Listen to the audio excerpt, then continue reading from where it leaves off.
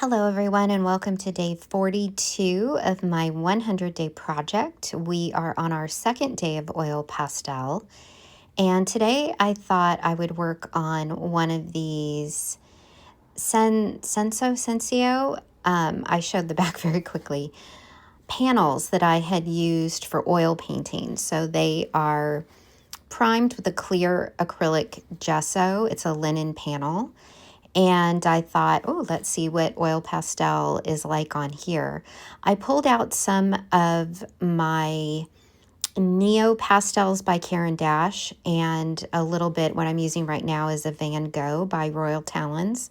I really do enjoy these. They are not as soft as the Sennelier, but the Van Gogh are slightly harder than the Neopastel, but they blend beautifully and I really enjoy them. And then I bring in the Sennelier towards the end when I really want to add some of those marks at the very end.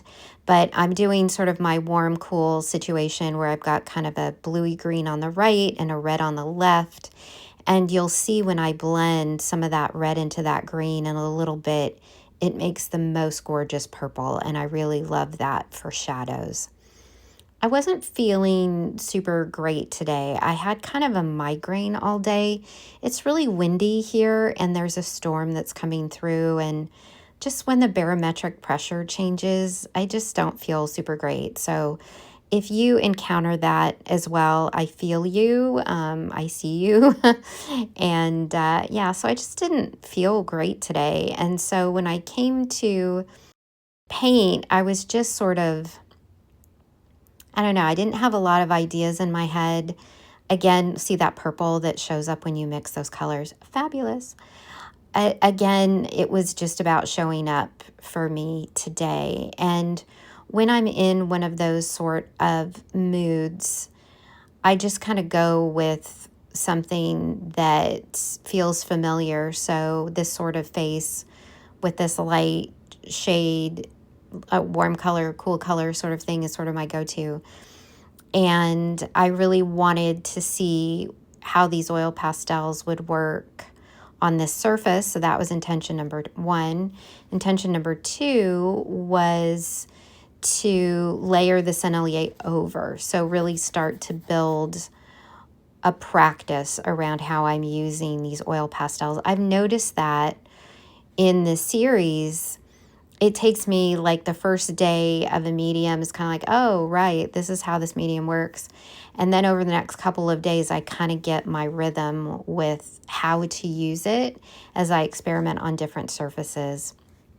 So that's kind of how I'm feeling today. I really focused on the form today of the face, and it's a great example of trusting the process because she goes through some scary stages. She looks like an alien for quite a long portion of time. Like right here, she doesn't have any eyelids and the hair is really scary. And I'm just really focused on building up the form and shadow and just playing with these materials and kind of not really thinking about too much, to be honest. The other thing that is kind of a go-to for me if I'm not feeling really great is color. So I pulled out just a ton of colors and played with my favorite colors and put colors together that I know that I like next to each other. I wasn't thinking about what was realistic or anything like that clearly. It was really just about a process that I enjoyed. And through that, I'm learning. It sort of happens automatically in the background. So that's one of my big takeaways for this is just focus on play, and through play I will learn, and bring an intention to the table. That always helps as well. So here what I'm doing, I'm putting in her eyelids, and notice the difference between the left eye and the right eye once I start to get some eyelids in there. So again, building form. The eyes aren't flat without an eyelid, or rather the eyes are flat without an eyelid. And so building those eyelids in three shapes, kind of an upward and across and a downward in different values, helps to build the form. So I'm getting that in, and I'm using the Sennelier for this now around her eyes and getting in the whites of her eyes, which are just different shades of gray. I've got a lot of pastel on the surface, and this is just clear gesso prime, so it doesn't have any extra tooth. So I'm trying to be mindful of exactly how many layers I'm using and my pressure. I tried to apply what I learned yesterday and use more gentle pressure, especially early on in the beginning. When I get towards the end, I start to get a little frustrated because I'm trying to get it to layer. I press a little bit harder, especially with some of those Senneliers. Here, I'm using just a creamy Neopastel and going over and making this sort of lacy looking shirt. And I love how the texture underneath came through, that linen texture. Plus, I had scribbled some of the tones of her face down into her shirt. And when I blended that light color over it, it kind of blended in some of those tones. And I really love that. And then I'm just adding some mark making here. I'm not sure why the video got glitchy, but I'm adding some marks here just to give her hair a little bit of interest.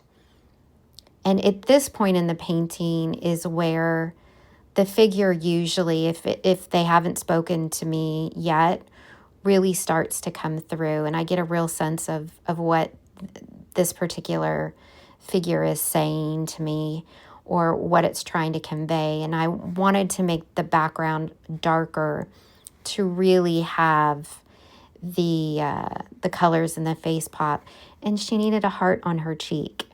So that's just a reminder. I like to put shapes on the cheeks of my figures.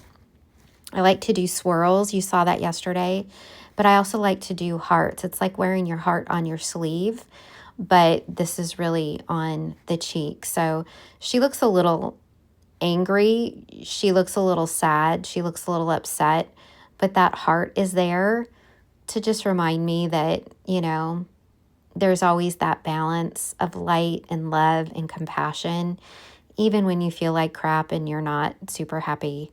So it's always that yin and that yang, that balance. And no matter how you feel, the love is always there, even if you can't touch it in the moment. It's there, and you'll get to it again another time. So thanks for joining me. I hope you're doing well, and I'll see you in the next one. Bye.